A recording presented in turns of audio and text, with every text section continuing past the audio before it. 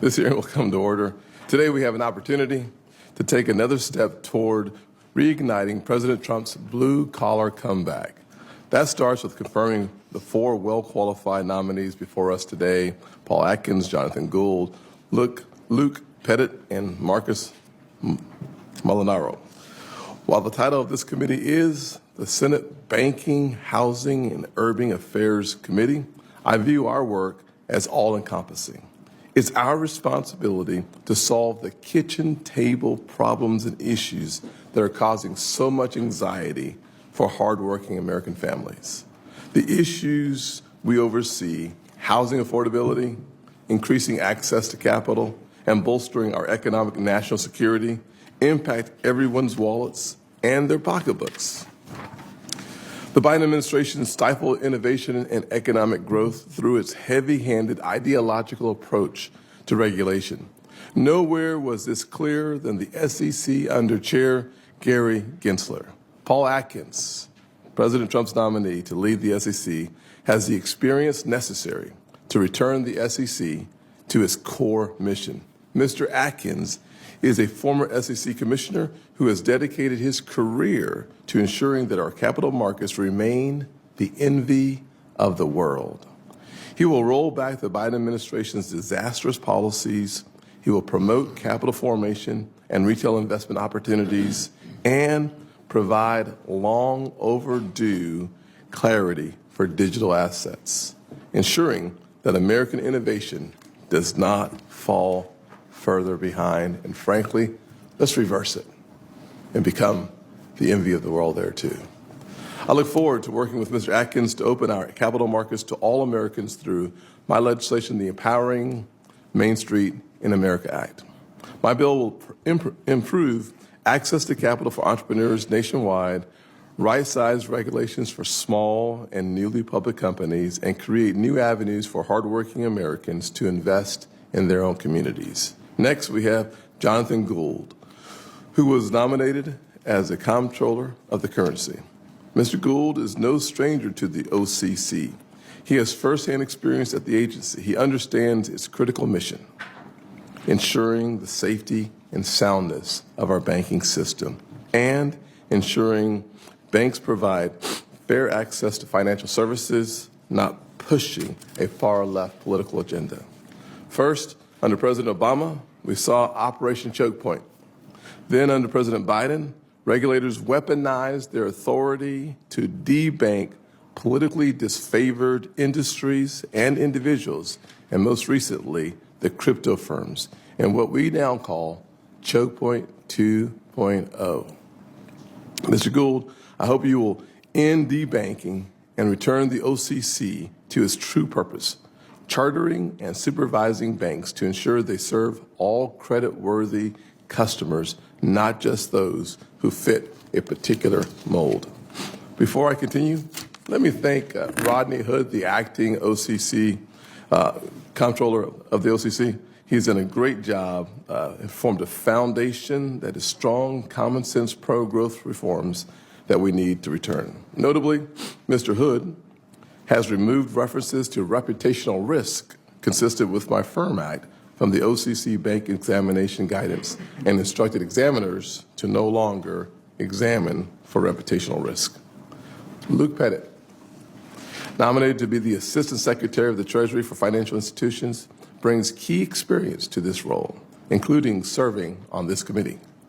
Mr. Pettit understands the challenges facing American families and businesses, and he knows how to build consensus and compromise when necessary to solve tough financial policy issues. Finally, former Congressmember Marcus Molinaro, nominated for Federal Transit Administration, brings critical experience from his time in the House on the House Transportation and Infrastructure Committee and a long career in local government, which I really appreciate, making him well qualified for this role.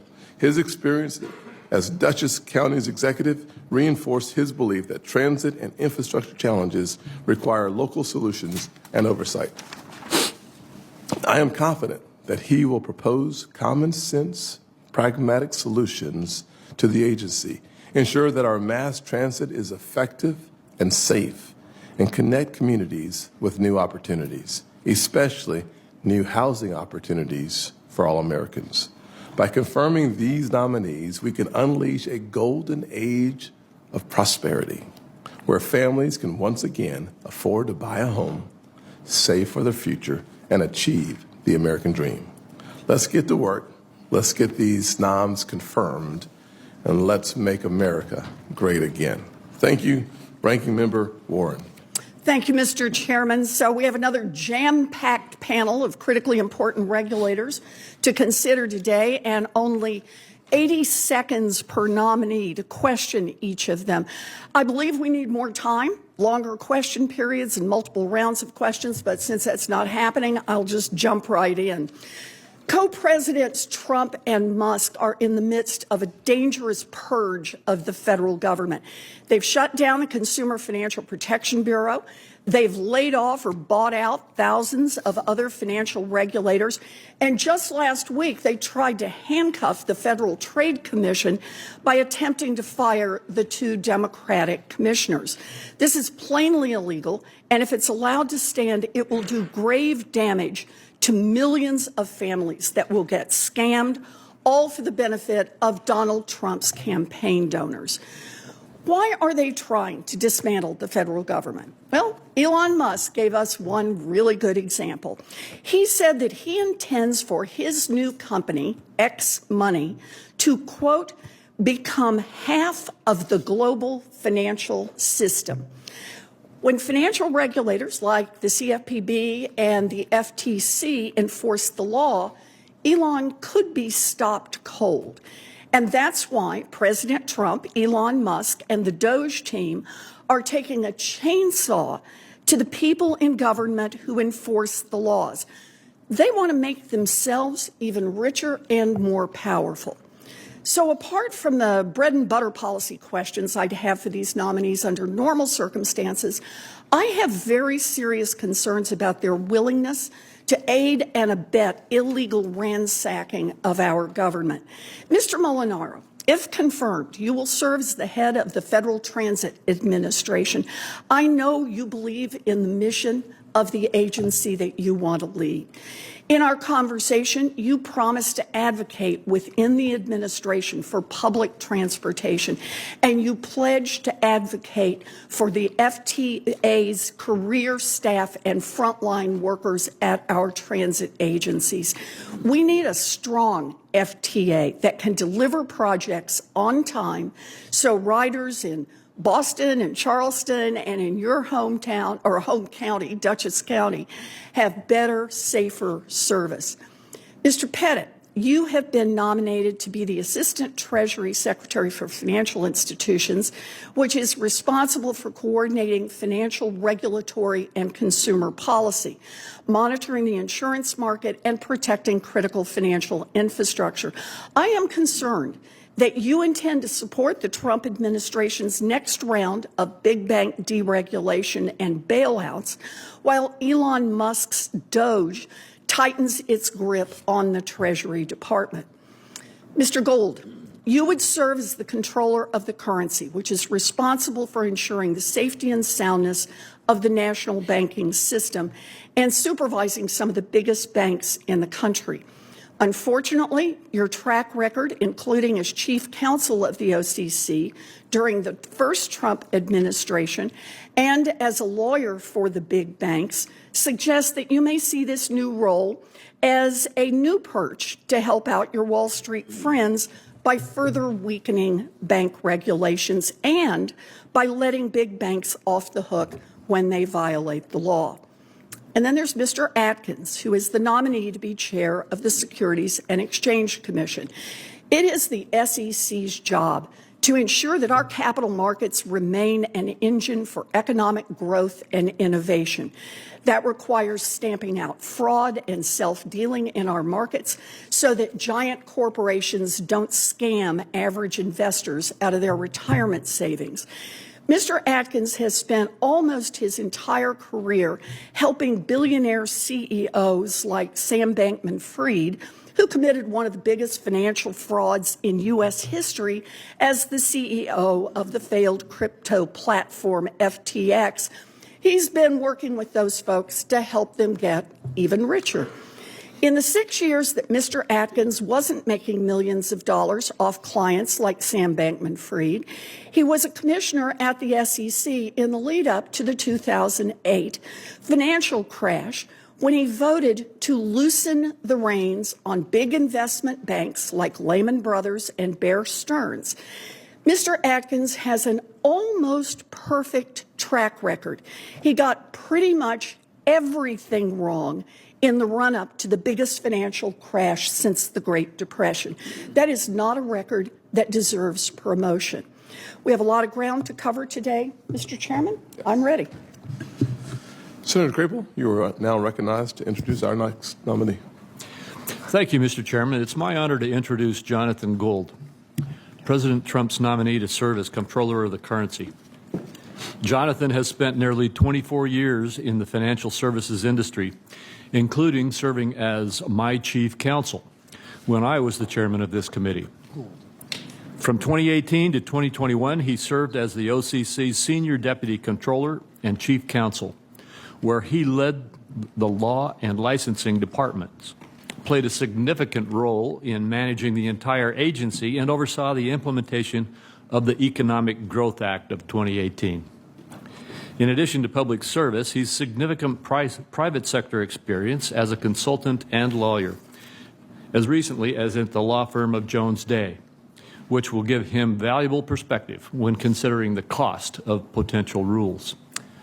And in addition to this impressive background, Jonathan is also well-liked and respected by colleagues and has the demeanor and character to be an effective comptroller. President Trump made an excellent choice in selecting him for this position, and I look forward to supporting his nomination. Senator Hagerty, you're recognized for a nominee.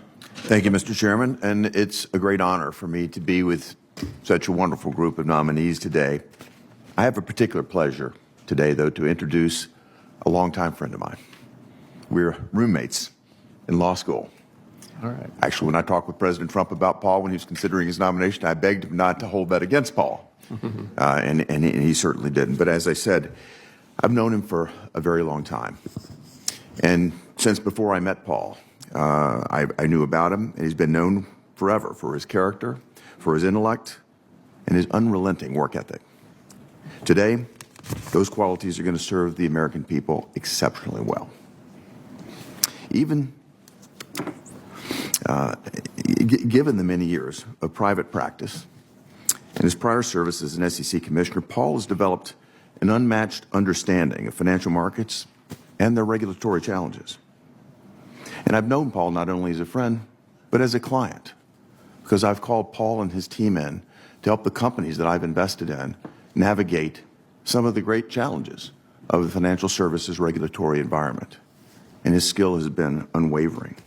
Paul knows better than anyone that our nation's global competitiveness fundamentally rests on the strength of our capital markets. He's a true public servant and a great American. And if you have the opportunity to meet his three sons, two of them are here today, that he and Sarah have raised together, you'll know that Paul is a man of the highest caliber and character. Our nation deserves a man of Paul's caliber steering the SEC. I urge all my colleagues to support his confirmation. Thank you. Senator Britt. Absolutely. Thank you so much, Chairman Scott, Ranking Member Warren, and all of my colleagues here on the committee. I appreciate the opportunity to introduce an exceptional nominee for the Federal Transit Administrator and my friend, Mark Molinaro. As chair of the Subcommittee on Housing, Transportation, and Community Development with jurisdiction over the Federal Transit Administration, I am particularly honored to welcome you to this committee today. I want to thank you for your willingness to serve and oversee so many important issues. Mark brings to this role a rare blend of executive experience, bipartisan leadership, and an unwavering commitment to public service. Given his experiences, Mark possesses the essential qualities for this role: a proven ability to build consensus on both sides of the aisle, and a strong understanding of the complex transportation policy, both at federal and local levels. As a former county executive of Dutchess County, New York, and as a member of Congress, he has demonstrated time and again how to deliver real results for communities, both urban and rural. Mark understands that transit isn't just about buses and rail lines, that it's about connecting Americans to opportunity and ultimately helping them achieve their American dream. He also knows firsthand the importance of making thoughtful and effective investments in infrastructure, that supporting economic growth and enhancing the lives of everyday Americans and working families should be the priority. I am confident that under Mark's leadership, the Federal Transit Administration will prioritize safety, innovation, and accountability, and will ensure that the transit infrastructure serves all Americans. It is my honor to introduce Mark Molinaro today, and I urge this committee to confirm his nomination. Senator Haggerty. Thank you, Mr. Chairman. And again, I hope everybody that is sitting along the walls here today takes special note, because all of the staff does such a wonderful job of supporting our efforts. And today, it's my great privilege to introduce one of my staff, someone who I think the world of, Luke Pettit. For more than 3 years, Luke has been an indispensable member of my staff, and on so many levels, he's not only been a great advisor, but a wonderful friend. His service at the Federal Reserve and in the United States Senate has given him a deep understanding of financial institutions and of our policies.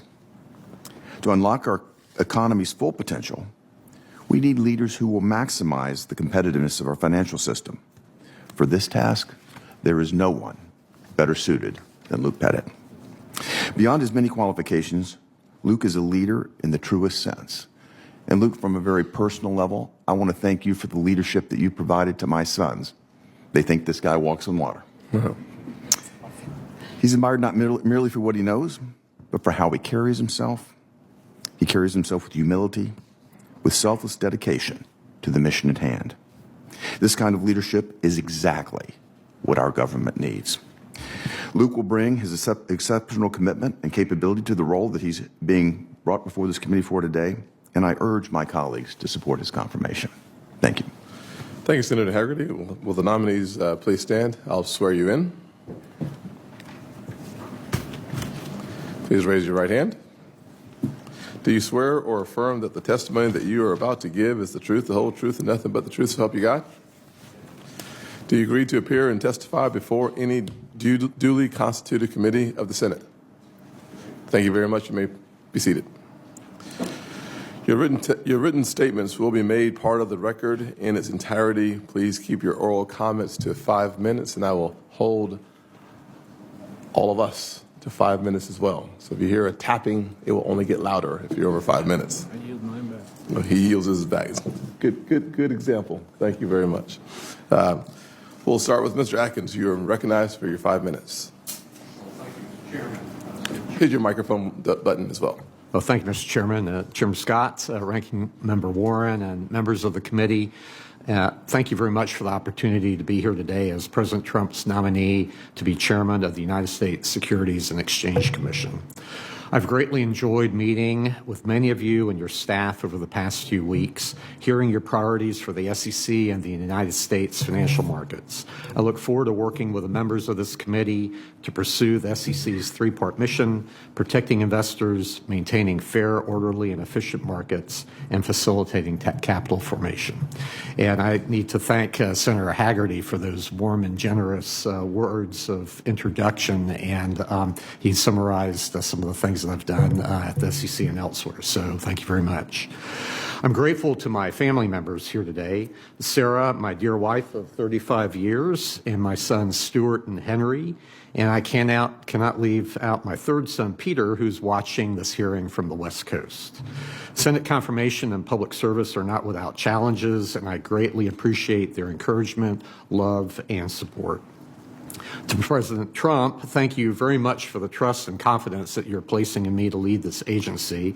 With my fellow commissioners and members of this committee and SEC staff, I look forward to working to ensure that the United States is well positioned to seize on the new excitement for investment and economic opportunity that President Trump's leadership and pro-growth policies have inspired. I'm fortunate to have served previously at the SEC, first on the staff of Chairman Richard Breeden as an attorney fellow and ultimately as chief of staff. I then served as counselor to Chairman Arthur Levitt after his appointment by President Clinton. From 2002 to 2008, I was honored to serve as an SEC commissioner. In that time, I advocated for greater transparency at the agency and emphasized robust cost-benefit analysis when considering new regulations.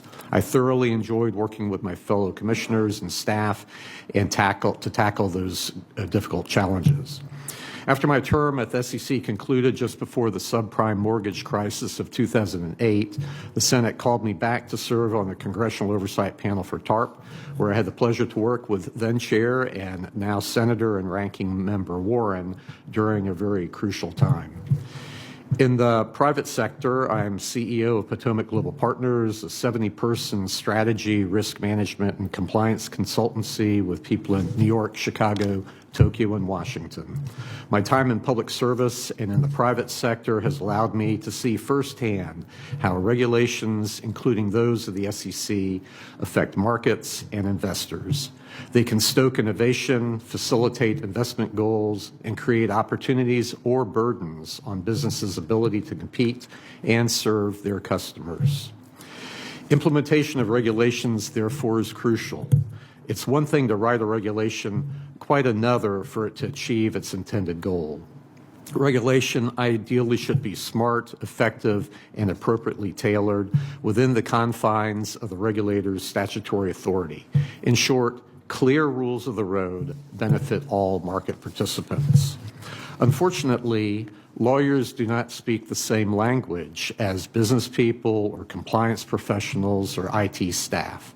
It takes knowledge and experience to translate and anticipate the issues that inevitably arise among these various professionals tasked with implementing regulations appropriately and effectively. The breadth and depth of my combined experiences over the past decades will inform my approach if I am fortunate enough to be confirmed by the Senate. It takes industry experience and focused application to ensure that customers and investors of financial services firms benefit from efficient, effective, and well-designed regulation. Our goal at the SEC should be to facilitate those efforts, analyze their effectiveness, and then use our enforcement power, if necessary, to cure and rectify wayward actions. Since 2017, I've led industry efforts to develop best practices for the digital asset industry. I've seen how ambiguous and non-existent regulation of digital assets create uncertainty in the market and inhibit innovation. A top priority of my chairmanship will be to work with my fellow commissioners in Congress to provide a firm regulatory foundation for digital assets through a rational, coherent, and principled approach. So this is a pivotal moment for our economy. Entrepreneurs, businesses, and individuals here at home and across the globe are eager to invest in America now that President Trump is at the helm. Yet the current regulatory environment for our financial system inhibits investment and often punishes success. Unclear, overly politicized, complicated and burdensome regulations are stifling capital formation, while American investors are flooded with disclosures that do the opposite of helping them understand the true risks of an investment. It is time to reset priorities and return common sense to the SEC. I'm eager to get to work for American markets and investors. Should I be confirmed, my goal will be to ensure that the United States is the best and most secure place in the world to do business, and for Americans to invest their hard-earned dollars to save and provide for their future. So thank you, ladies and gentlemen, and I look forward to your questions. Mr. Gould, you're recognized for 5 minutes. Thank you, Chairman Scott, Ranking Member Warren, and members of the committee. And thank you, Senator Crapo, for the very kind introduction. It is an honor to appear before you today as President Trump's nominee for Comptroller of the Currency. I am grateful to the President and to Secretary Bessent for their trust and confidence. If confirmed, I look forward to advancing the President's commitment to broad and sustained economic growth. I would like to thank my family and friends for their support throughout this process, and I especially thank my wife, Piper, and my sons, Christopher, Timothy, and Thomas, for their love and patience. It is a pleasure to be back in this hearing room. It has been 19 years since I last sat before the members of this committee. I was counsel for then Chairman Richard Shelby, and the committee was marking up a banking bill that would ultimately become law. My job was to respond to any member questions about the bill's provisions or proposed amendments. I remember distinctly the awe I felt sitting before this committee. I feel the same way today. I am here because I believe in President Lincoln's vision of a national banking system and in the agency that has made that vision a reality over its 162-year history. The OCC charters banks, implements the regulatory framework in which they operate, and ensures their safety and soundness, all within parameters set by Congress. The national banking system is today one of the crown jewels of American finance, but neither it nor its continued relevance should be taken for granted. Nor should we ever forget that this system exists not for itself, but rather to support the U.S. economy and the financial aspirations of all of us that constitute it, from the entrepreneur seeking to open a bank account to the large U.S. corporation hedging its interest rate risk. If banks are to serve their role supporting the U.S. economy, they must be allowed to engage in prudent risk-taking. But in the years since 2008, bank regulators have at times tried to eliminate rather than manage risk, frustrating the ability of banks to fulfill their function. This blinkered approach to risk management has implications for the cost and availability of credit, the system's ability to absorb shocks, and its adoption of new technologies and embrace of innovation. I have spent my entire professional career and half of my life studying, implementing, or advising on financial services regulation as a lawyer, Senate staffer, consultant, and regulator. I have twice served as a lawyer for this committee, both before and after the 2008 financial crisis, including most recently as its chief counsel under then Chairman Crapo. In these roles, I assisted the committee in its important oversight of the agency I have now been nominated to lead. As the OCC's Senior Deputy Comptroller and Chief Counsel, I served under 4 different agency heads, spanning the first Trump and Biden administrations.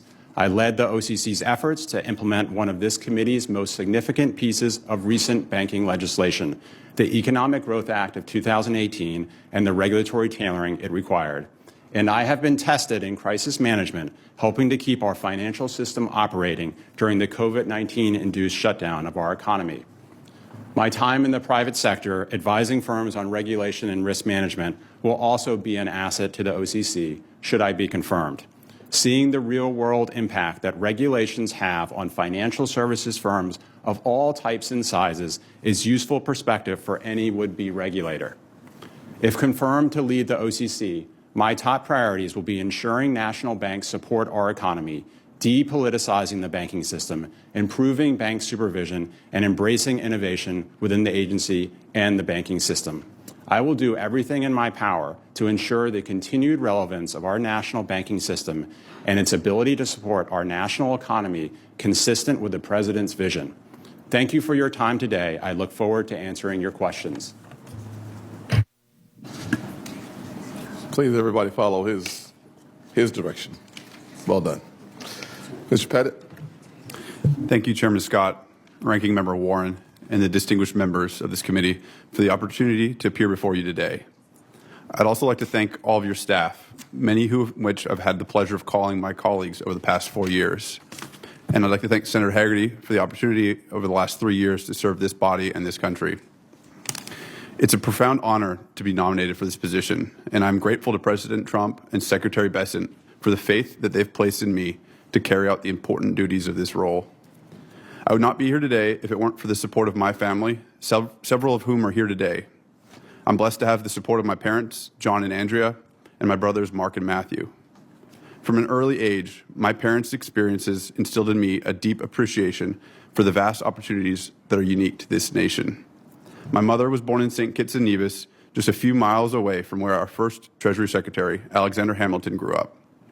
She immigrated to America at age 21, opening doors to opportunities that would never have been possible in any other country. My father grew up on a turkey farm in rural Washington state, and his father's family was able to persevere and rebuild after they lost everything during the Great Depression in Appalachia. With this deep appreciation of the opportunities that this country gave them, they raised 3 kids, all of whom who heeded the call of public service. My own public service began at the Federal Reserve, where I worked both on supervisory and monetary policy matters. After a brief stint in the private sector, I joined the Senate, first as Senator Toomey's committee economist here on the Banking Committee, and now as Senator Haggerty's senior policy advisor. These experiences taught me a lesson. Our financial system in the abstract may drive investment and economic growth, but in the truest and most important sense, the financial system supports the lives of all Americans and their means for pursuing the American dream. From buying a home or starting a business to accessing credit and saving for retirement, a stable and sound financial system ensures that every individual can build their future and a future for their families. The Assistant Secretary of the Treasury for Financial Institutions carries the important responsibility of promoting the strength of the financial sector that makes all of this possible. And this is not a responsibility that I take lightly. This role also involves guiding Treasury's efforts in critical areas such as financial education, community development, and cybersecurity. As is the case in my current role here in the Senate, it requires balancing the diverse interests of financial institutions, both small and large, but above all, ensuring that the interests of the American people are put first. If confirmed, I will work alongside the members of this committee to uphold the safety and soundness of our financial institutions and support a financial sector that fosters economic growth, freedom, and opportunity for all Americans. Thank you once again for the privilege of appearing before you today, and I look forward to answering your questions. Thank you. Guys are on a roll here. Mr. Molinaro? Thank you, Mr. Chairman. That's a high standard to meet, less than 2 minutes. Chairman Hard for Congress members, even harder for senators. So, indeed. No, Reclaim my time, Mr. Chairman. Chairman Scott, Ranking Member Warren, members of the committee, and Senator Britt, thank you for your kind words. It's a true honor to be here with you today, and I'm grateful to you and your staff for the time you've extended me. I'm honored and humbled to appear before you today as President Trump's nominee for Federal Transit Administrator. I'm grateful to the President for his trust in me and to Secretary Sean Duffy for his confidence in my leadership. I also would like to thank each of you, Republican and Democrat, for your service to this country and commitment to a stronger, more connected America. Public service, as you know, has been the work of my life. I've had the privilege of serving at every level of government, local, county, state, and federal. From village mayor to member of Congress, I've worked to build consensus, bridge divides, and deliver solutions that matter to people. As county executive, I led through crisis and managed complex budgets and embraced accountability, not for its own sake, but to ensure we honor the trust the taxpayers place in each of us. I've also learned that local decision-making does indeed matter, and one size rarely fits all. I'm joined today by my son, Jack, and wish to extend my love and appreciation to my wife, Corinne, and our children, Abigail, Elias, and Theo. They all sacrifice much more, as you know, than they should, so that I might serve. And I do indeed love them much. Transit is more than a system of buses, ferries, and rails. It is the shared circulatory system of our economy. It connects rural towns and big cities, creates opportunities, and drives growth. It revitalizes the centers of community while giving Americans, from students to seniors, veterans to working parents, the freedom to move, thrive, and succeed. To meet these challenges and tomorrow's demands, and transit must embrace technology, modernize systems, and leverage investment in housing, commercial, and overall economic development. We must make use of data to improve reliability, enhance safety, and innovation to better serve riders and communities. And to fully realize this vision, we must drive innovation, streamline permitting, boost performance, and fully harness technology to transform how we plan, build, and operate transit. A modern, safe, reliable, and accessible transit system in urban centers and rural communities, underground, over roads, and across waterways will advance America and Americans. In my career, I've had the privilege of focusing on creating opportunities for individuals with disabilities. As Dutchess County Executive, our Think Differently initiative, launched in 2015, changed how government serves people, not through rhetoric, but through action. And we made universal accessibility a core value. And if confirmed, that same commitment to those with physical, developmental, and intellectual disabilities will shape every aspect of my work at the FTA, and for daughters like my own and the millions of Americans just like her. As you know, transit depends on people. Each agency's operators, engineers, maintenance crews, dispatchers, and custodians who keep America moving. Their dedication deserves our respect, our investment, and a seat at the table. I value the work of the unions that represent them and see them as partners in building a system that is safer, more efficient, and future-ready. I wish to thank my good friend John Samuelson, the president of the Transport Workers Union, for his support and for being here with me today. I sense him looming over my right shoulder. Let me also recognize the great professionals at the Federal Transit Administration. Indeed, Senator Warren, their expertise and dedication are essential to this mission, and I look forward to working alongside them to deliver results for the American people.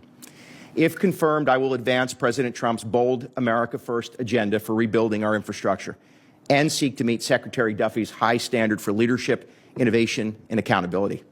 I will work with each of you, regardless of party, to help build transit systems that deliver for riders, for workers, for taxpayers, and for the communities we all serve. We are indeed at a great moment of possibility, a golden age.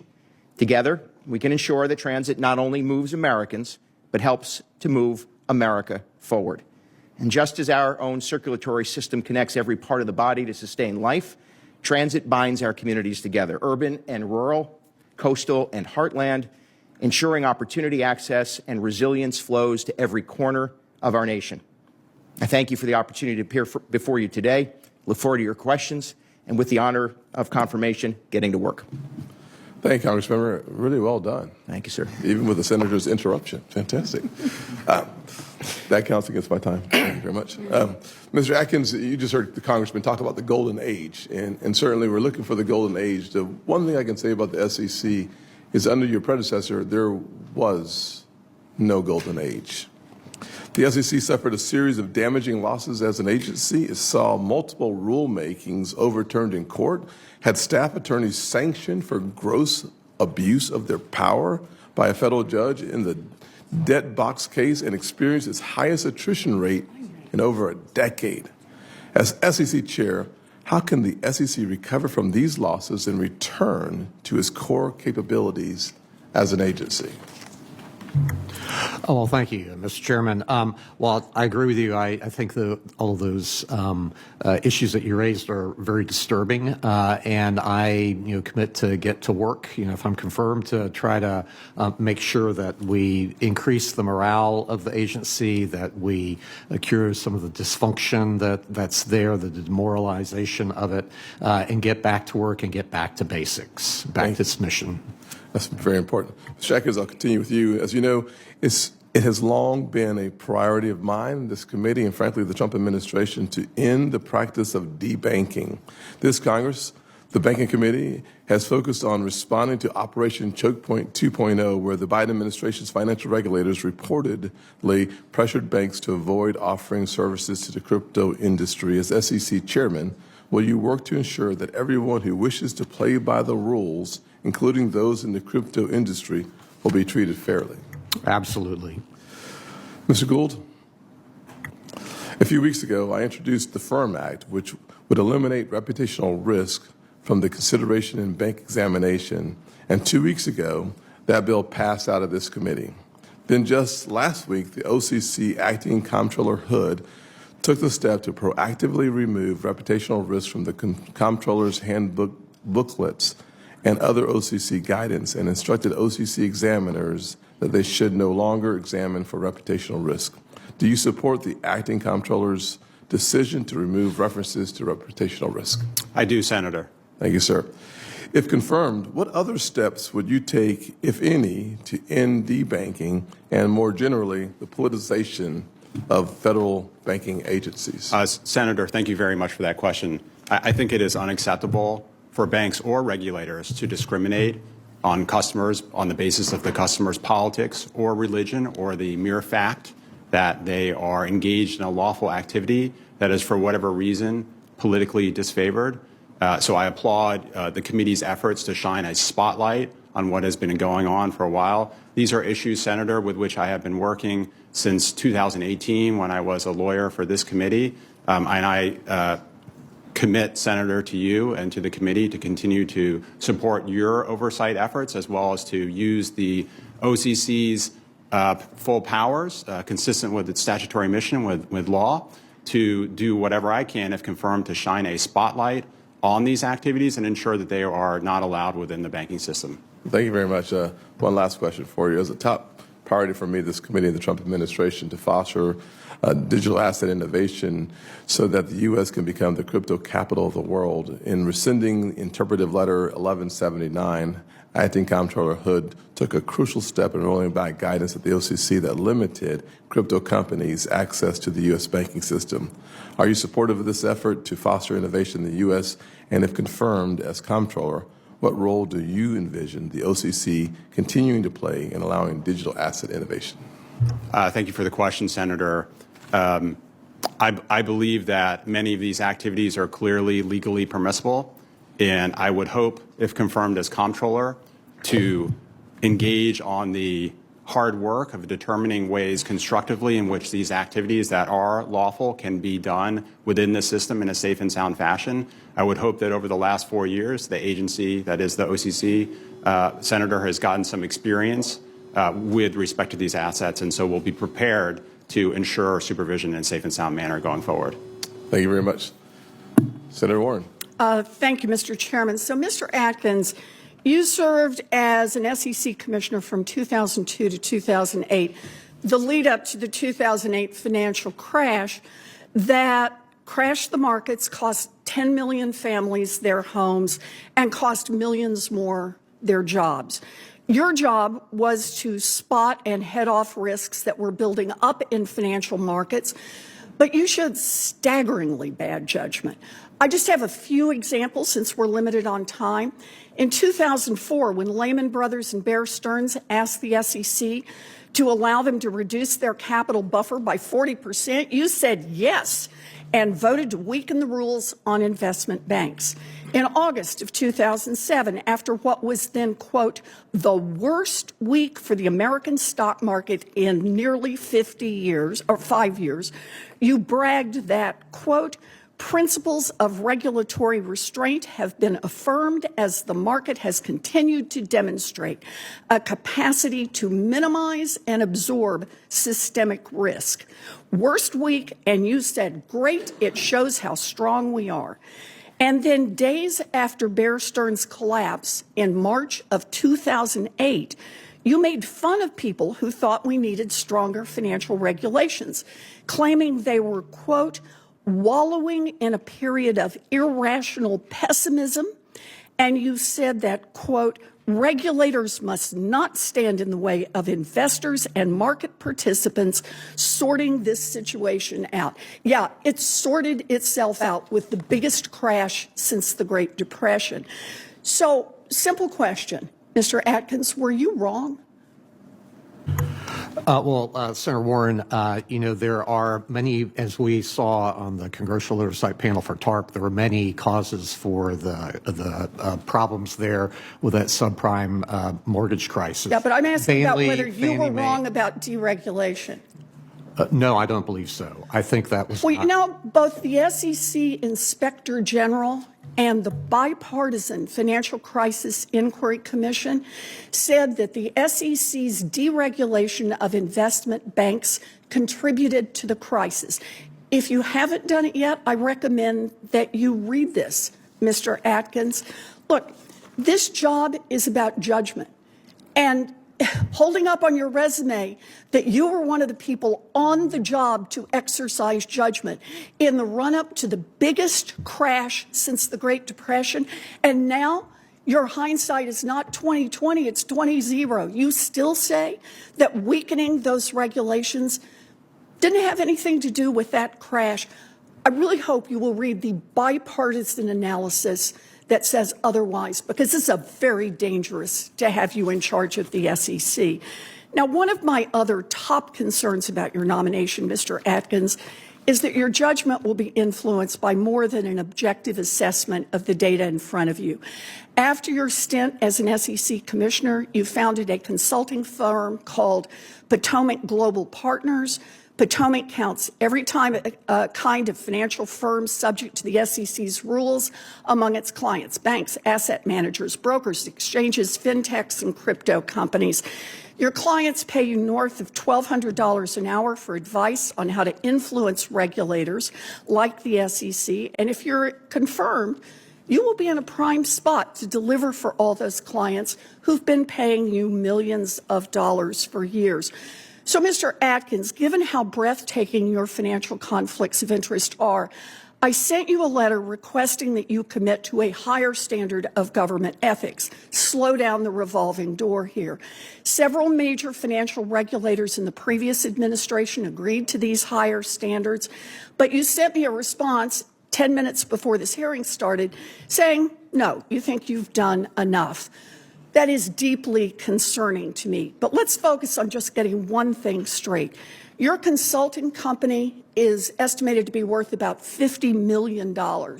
Will you at least disclose, you've said that you will sell it if you are confirmed, will you disclose who the buyers are and how much they pay so that we can make certain that these are not people who are just buying access to the future chair of the SEC? Senator Warren, I have abided by the Office of Government Ethics. I have a question process. about selling Potomac Partners. It's an easy I will yes or no. abide by the process. So is that a no? You're not going to tell us who they you have sell it to certified- and how much money you get to people who will have business in front of the SEC. You know, some people might call that a pre-bribe. Thank you, Mr. Chairman. Mr. Tillis. Thank you, Mr. Chairman. Mr. Atkins, I want to give you a chance to respond to that. I actually think that the 2008 crisis had many root causes. You got a minute to explain that. Well, thank you, Senator Tillis.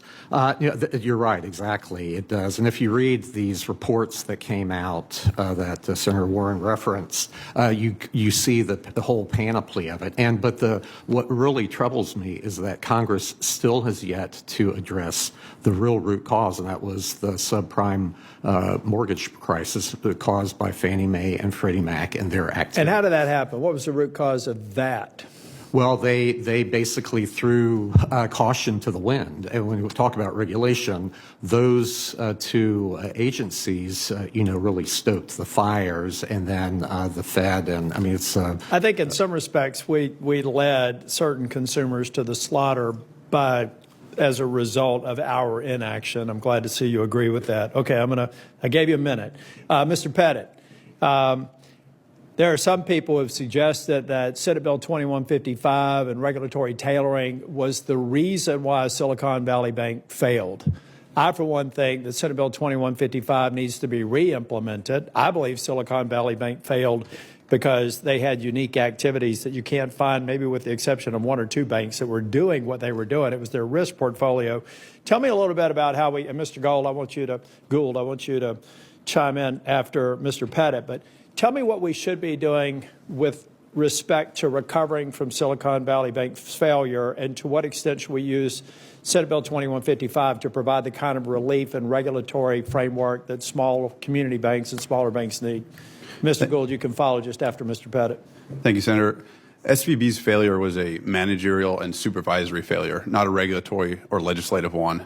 And I think what it should inform us is to reassess the resource deployment that these on-site teams have been engaged in. No part of 2155 instructed SVB's regulators to assign the highest liquidity ratings to the firm. Do you agree with me that the examiners on that account should be fired? It was just malpractice, and you can keep on, but I want you to cover that too.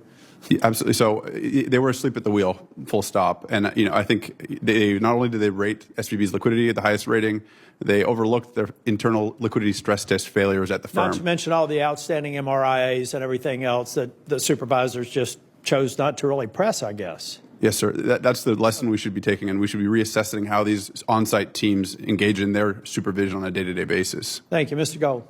Gould. I agree with Mr. Pettit's comments. I would note just generally, sir, and this is one of the reasons why I think we really need to focus on improving bank supervision, is that there seems to have just been a failure to focus on the material financial risks embedded with that bank's balance sheet and its unique business model. I mean, this is risk management 101, and the fact that it was overlooked by both the California regulator and the San Francisco Fed, is really deeply disturbing, Senator.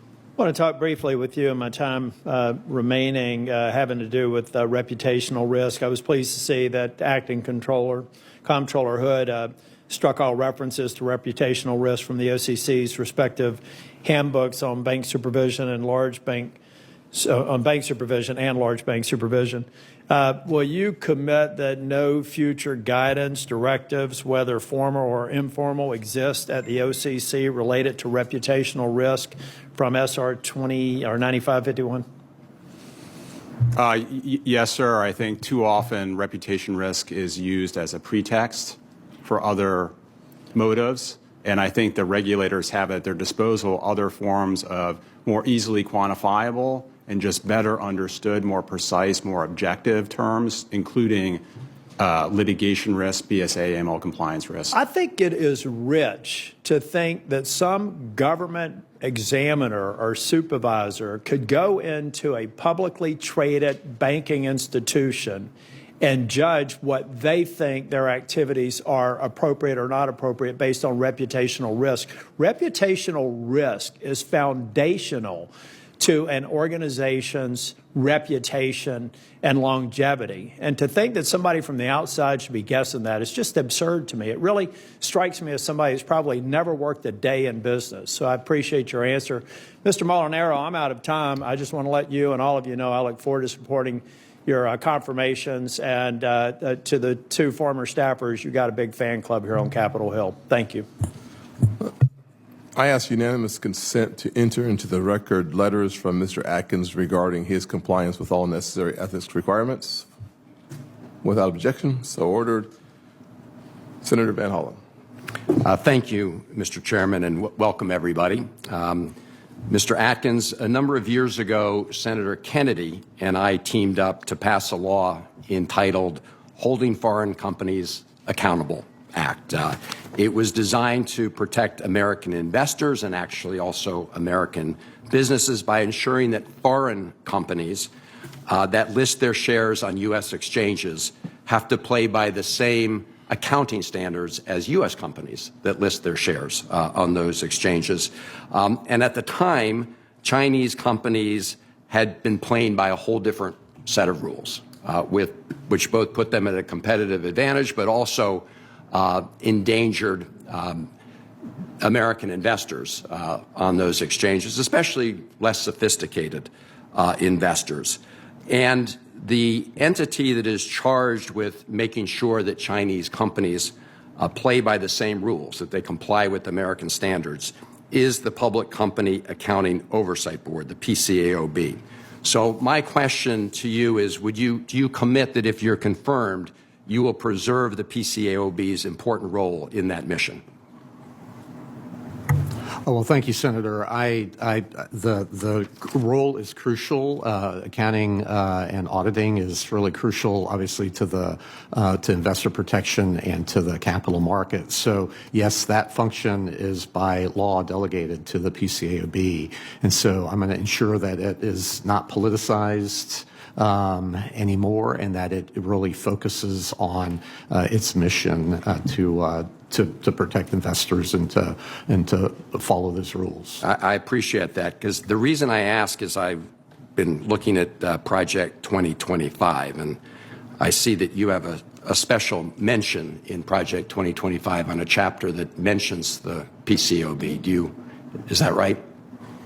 I participated in a couple of phone calls, but I didn't. Well, they listed you as with a special mention in a chapter that recommends that the PCAOB be abolished.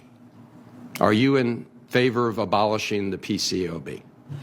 Well, that's up to you all. It's part of the statute, and actually, it's not even part of the securities. Are you in favor of abolishing the PCAOB?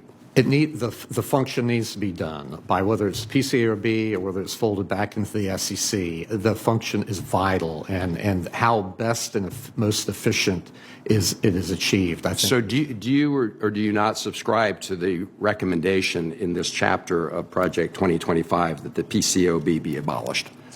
Well, I think it's not in my power. It's up to you all. So, I mean, I would support whatever Congress. So you do agree that neither you nor the president has the ability to unilaterally abolish the PCAOB. Do you agree with that?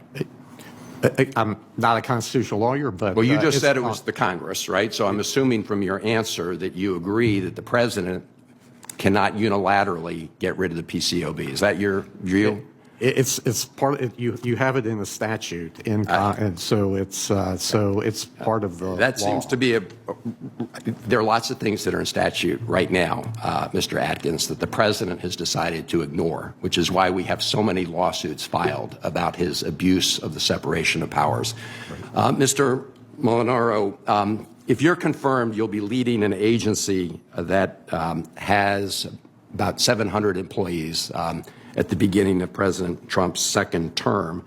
But because of the actions taken by the Musk Doge operations and others, about 80 probationary employees were initially terminated. My understanding is many of them are now being brought back to the FTA because of court orders that found that those were illegal firings. Is that your understanding, that many of them are coming back now? Only through public report, Senator. Got it.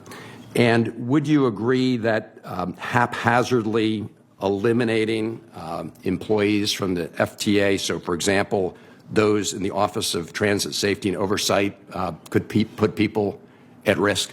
I think, Senator, I can only offer what I've observed publicly. It's my expectation to enter the role with this force, obviously seeking to increase morale. But I assure you, just as Secretary Duffy asserted in his hearing, and I did earlier in my opening comments, public safety, not only the safety of the individual riders across America, workers, in the systems is a priority, and I'll seek to apply the law. I appreciate that, because the infrastructure bill that passed, including a measure that I had introduced, the Transit Worker and Pedestrian Protection Act. So I look forward to working with you if you're confirmed. Thank you very much. Look forward to the same, Senator. Senator Kennedy, you are recognized. Mr. Atkins, you were roommates with Senator Hagerty in law school? Yes, sir. Is it true that Hagerty has a tattoo of the Backstreet Boys on his lower back? I wouldn't know. I don't know. Okay. Mr. Hagerty, you know who Sam Bankman-Fried is, don't you? Or Mr. Atkins, sorry. Yes. He looks like the fourth runner-up in a John Belushi look-alike contest, doesn't he? That's could be. He's a crook, isn't he? He's convicted and, yes, in jail. And his parents were involved in his company, weren't they? I guess by public reports. Don't you think the SEC ought to do something about it? Well, I look forward to getting to the SEC to find out what has happened. But based on what you've read, they made millions of dollars off of their son's illegal activity. Don't you think they ought to be punished? Don't you think the American people have see that and wonder if there are two sets of standards? Well, I like you, I'm concerned about those reports. But I want you to be more than concerned. Well, I need to find out. And when his parents did all this, they were both chaired professors at Stanford Law School, weren't they? Apparently, yes. Yeah. Has the SEC been investigating Stanford Law School for its involvement in this? Yeah, I would know. Didn't Sam Bankman-Fried's parents who were involved in the fraud make sizable donations to Stanford University? Perhaps. You don't know? I don't know personally. Did Stanford give the money back? I would know that. Well, Mr. Atkins, I want you to find out. And there shouldn't be two standards of law and punishment for people in America. And every time you come to this committee, I'm going to pounce on you like a ninja to find out what the SEC has done, because I don't think the SEC has done a damn thing. Okay. And I read in the paper where the Bankman-Frieds, all of them, are trying to get a pardon. They're crooks. And I expect the SEC to do something about it. If I'm the CEO of an American company and I want to sell some of my company's stocks, I've got to file an electronic report with the SEC that becomes public immediately, and then I've got to wait 2 days, don't I? Yes. If I'm the CEO of a Chinese company that's listed on an American exchange, I don't have to do that, do I? Yeah, there are different rules for foreign. Why? Good question. Things have changed a lot since those rules were put in place. Now, Senator Van Hollen and I have a bill. I begged Mr. Gensler to do something about it. I want something done about it. If I'm the CEO of a Chinese company and I want to sell, engage in insider trading, I have to notify the SEC, but there's no time limit. And I don't have to file electronically. I can send them a letter, and I don't have to wait. And CEOs of Chinese companies have done that, haven't they? Yeah, I wouldn't I want know, you to but- find out. I expect you to find out. That's the second thing I'm going to pounce on you like a ninja on. Okay. A bunch of them, of these CEOs of Chinese companies listed on American exchanges, have sold their stock. And the stock immediately went down, and the American investors had to bear the losses. $10 billion worth under the SEC's nose. I expect something to be done about it. Mr. Pettit, I understand where the president's coming from on tariffs, don't you? Yes, Senator. America's the wealthiest country in the whole of human history. 70% of our economy is driven by consumer demand, consumer purchases. So why not use our bargaining strength, our economy, to get foreign companies to build their plants in Louisiana? I get that. In the long run, theoretically it'll work. Somebody once said, in the long run, you're dead, though, aren't you? Yes, sir. Tell me what the short-term effects of these tariffs are. Already consumer expectations are going down like John Goodman on a seesaw. Can you tell me what the short-term effects will be? I'm over. Can Senator, you answer? 10 seconds. Pretty please, sugar on top. If confirmed, I look forward to working with the... Answer my question. It's difficult to assess the near-term impacts of the tariffs, but in the long I know run... it's hard. That's why I'm asking you. You're an economist. Senator, your time is up. Damn, I had him nailed down, too. He was wiggling, however. So, Senator Cortez Masto. I'm happy to follow through in your train of thought there, Senator Kennedy, because that was my question. Bipartisanship. Mr. Pettit, talk to me about these tariffs. You know, we have currently imposed tariffs on Canada. What's the short-term impact? Thank you, Senator. The impact of tariffs in the short run may increase the prices of the imported goods, but the objective of these tariffs in the long run is to help incentivize more manufacturing here in the United States. And if they impose more costs here for our companies, and companies pass that cost on to the consumers, which I have seen publicly they intend to do, is that higher cost for the American consumer? Higher prices?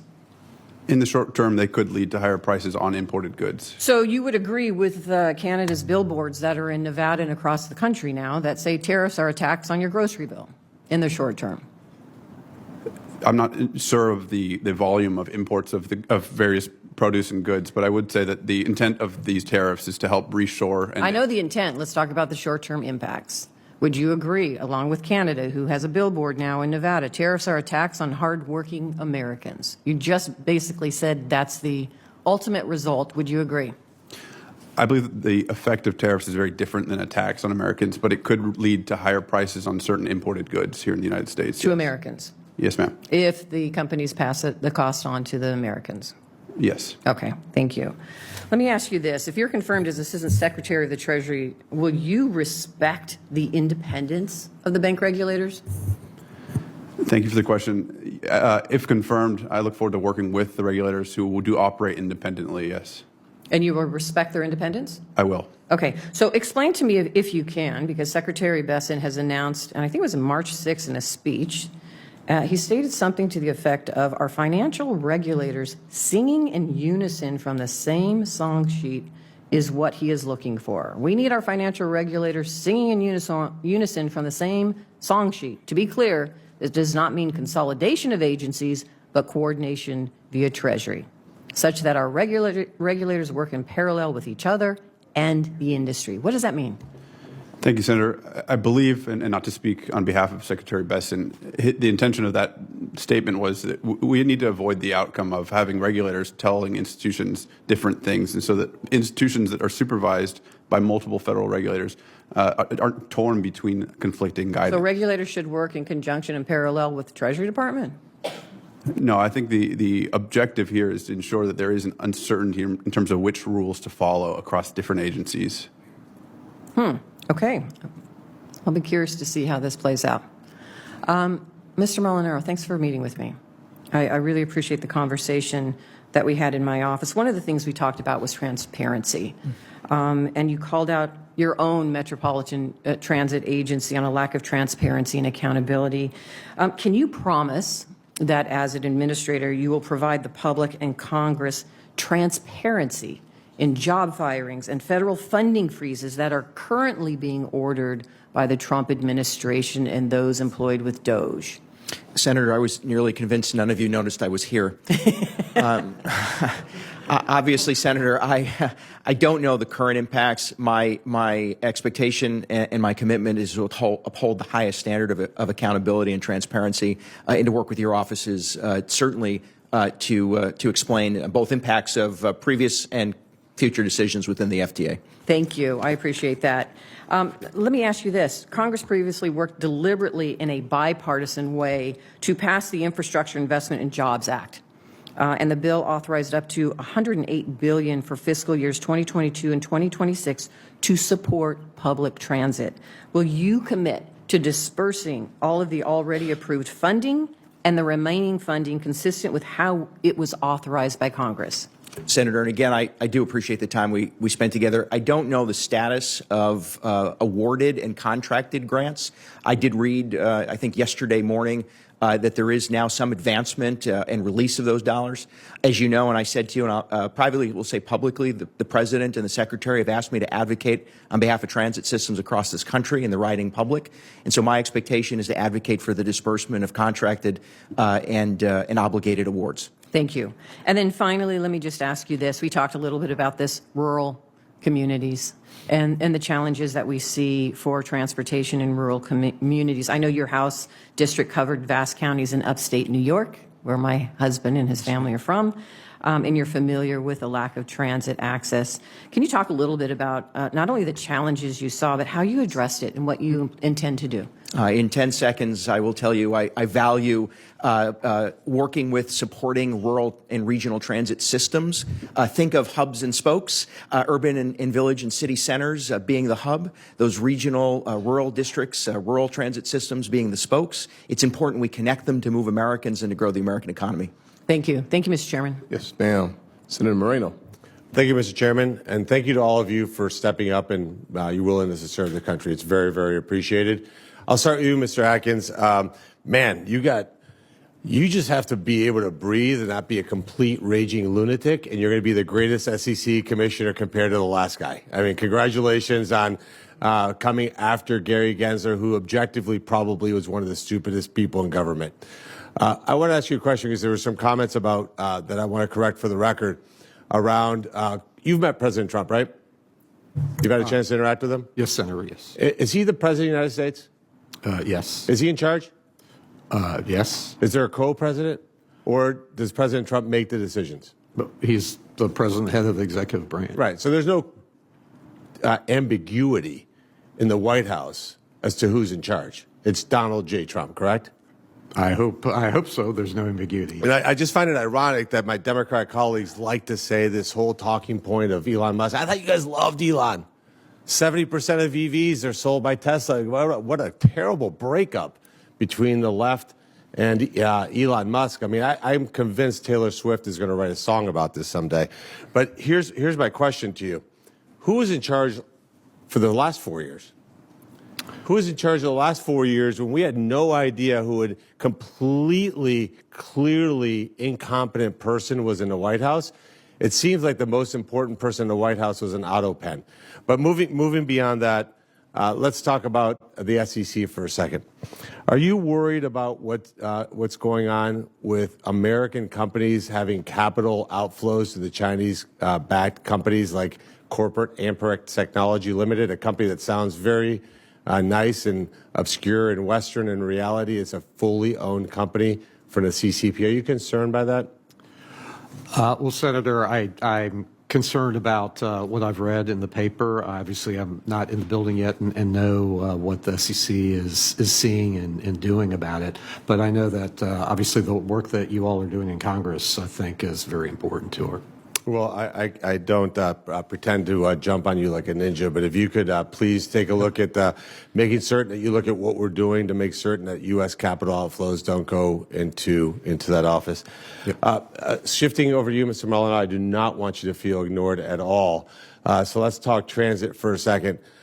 Do you think it makes a lot of sense to spend 2-3 times as much money for electric buses than for ones that are run by, for example, renewable or compressed natural gas? I appreciate the question, Senator. As I said in my opening comments and affirmed when I spoke with your staff, I do think that local and regional transit systems need to make purchasing decisions that make sense for them.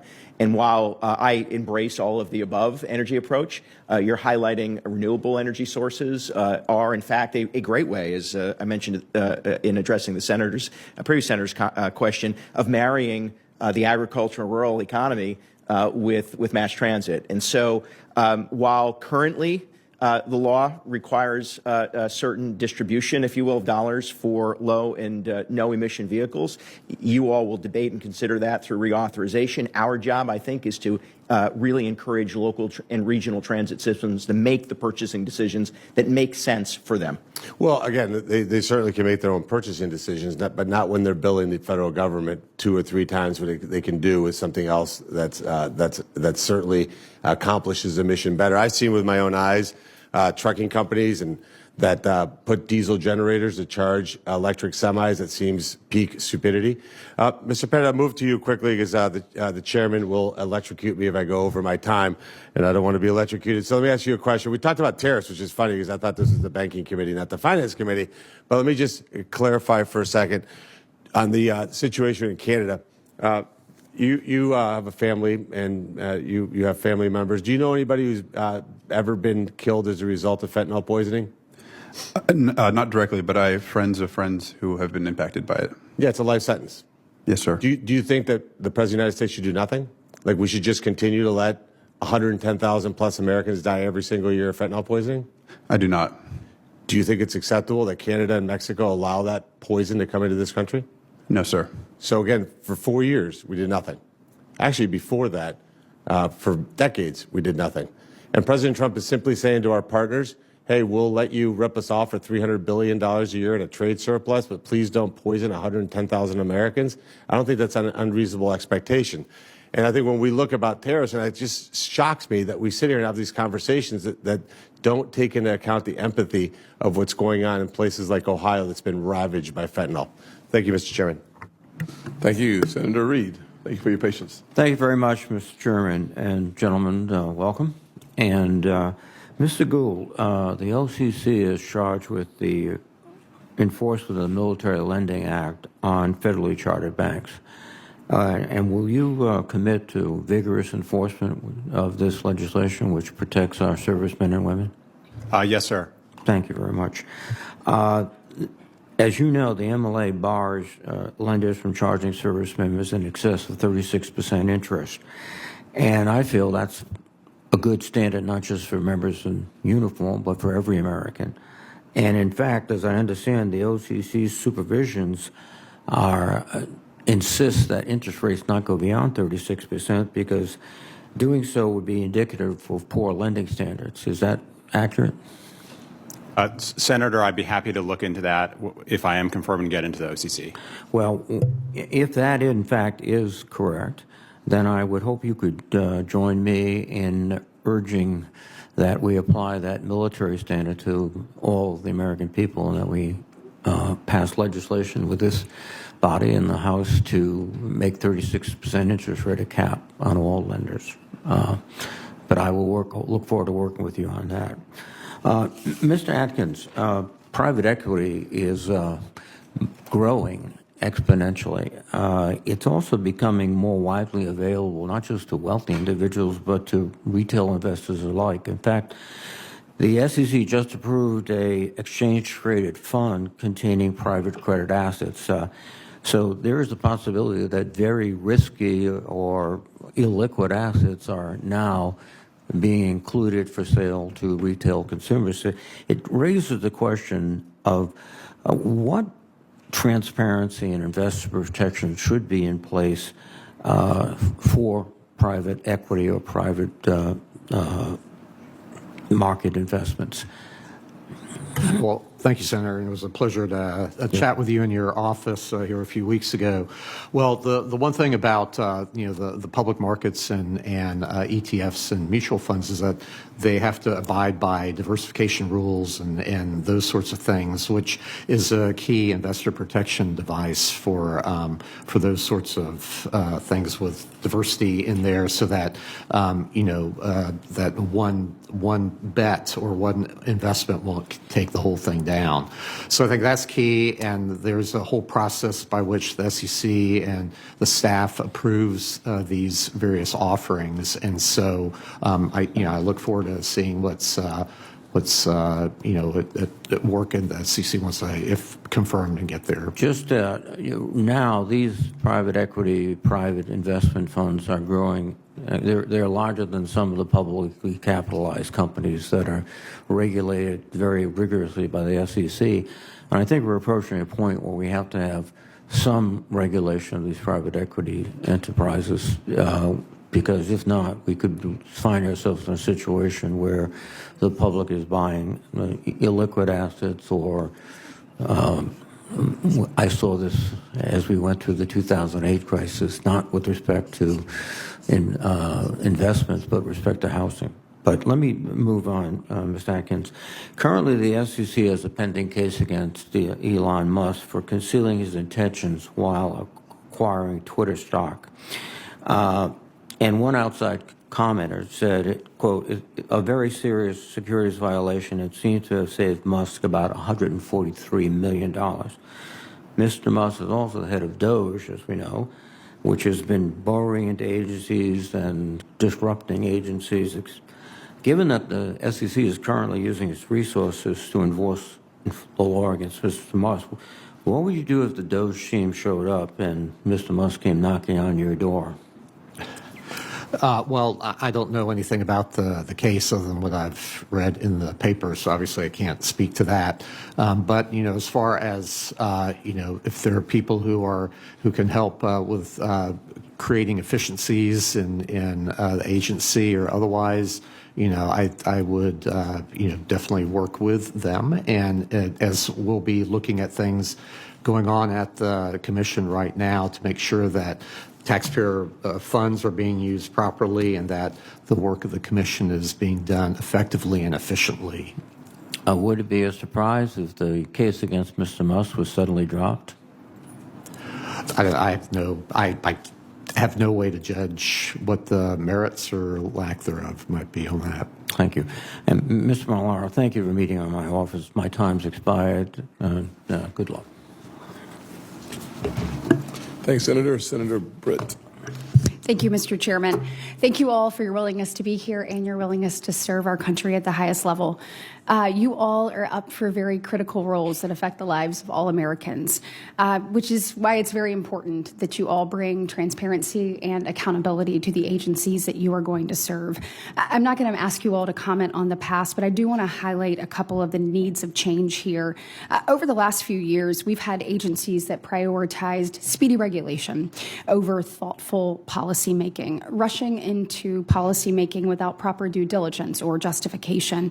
In fact, we had regulators sit in this room and our other committee hearing room in front of us, and one by one tell me that they believe the U.S. banking sector was the strongest and well-capitalized across the world.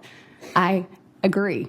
However, immediately, calling for higher and more regulation and higher capital standards right after that. I mean, I literally asked them after the 2023 banking failures, I said, did you use every tool in your toolbox to prevent this? Every single one of them walked down and said, I don't know, I'll get back to you. But then in quick response after that, they all said they needed more power and more authority to prevent that in the future. That is absolutely not how this should work, and it's completely and totally unacceptable. One of the things we also must reinstate is proper regulatory tailoring. So I was able to sit down with Senator Crapo right after these failures and ask him about 2155. My first question is for you, Mr. Gould, former staffer to former staffer. Can you speak to the purpose of 2155 and how a balanced regulatory framework actually promotes stability and growth? Because it is my belief, whether it's capital, liquidity, operational risk management, an Alabama bank with less than $1 billion in assets should not be subject to the same threshold as a $3 trillion bank. And I'd probably say the same for a $150 billion bank. And I think there's purposeness in this, and I'd like to hear your thoughts. Well, thank you very much for the question. It is certainly the case that not all banks' business models look the same or have the same risks. And as a result, they should not be treated the same way, whether as a matter of regulation or as a matter of supervision. If we want to preserve a diverse banking sector, which is to say a sector in which we have banks that are smallest banks, community banks serving their local communities, to the largest of banks and everything in between, Senator, we need to ensure that we, the regulators, and if confirmed, would be the Comptroller, adhere to both the letter of the Economic Growth Act as well as the spirit of it in making sure that we are bringing common sense tailoring to both bank supervision and bank regulation. Thank you for that commitment. Also, in the rulemaking that we've seen over the last couple of years, it created significant confusion and compliance costs to some of our smallest banks, our community banks, and our businesses in rural America and our main streets that make our states so great. Mr. Pettit, this question is for you. In your role of overseeing bank policy, will you commit to regular communication with community bank sector to ensure that the rules that are going to be considered are taking a look at their unique business model? What is the cumulative impact of these things? What is the actual enforcement mechanism? What is this going to cost? How is this going to affect them and their relationship banking? Will you commit to looking at that before moving forward? Yes, Senator, if confirmed. I've seen firsthand the role that community banks play in adding to the breadth of our banking system that reach areas in states like Tennessee and Alabama that would be otherwise unbanked. So I look forward to working with them if confirmed. Thank you, Mr. Pettit. I only have a minute left, and I have two more questions. Shifting gears, I want to touch on the SEC Consolidated Audit Trail, or CAT. The massive data collection poses serious security and privacy risk for consumers. I am pleased that the agency has recently halted the CAT collection of certain personal identifiable information. However, I still have concerns that the data that's already been collected and stored within CAT creates a target for bad actors. Mr. Atkins, will you commit to reevaluating both the necessity of CAT and whether adequate protections are in place to safeguard that data that has already been collected? Absolutely. Thank you so much. I look forward to your leadership on that. And Congressman Molinaro, I see your former colleagues flooding in from the back. You have just immense support from both sides of the aisle and everyone who's had an opportunity to work with you.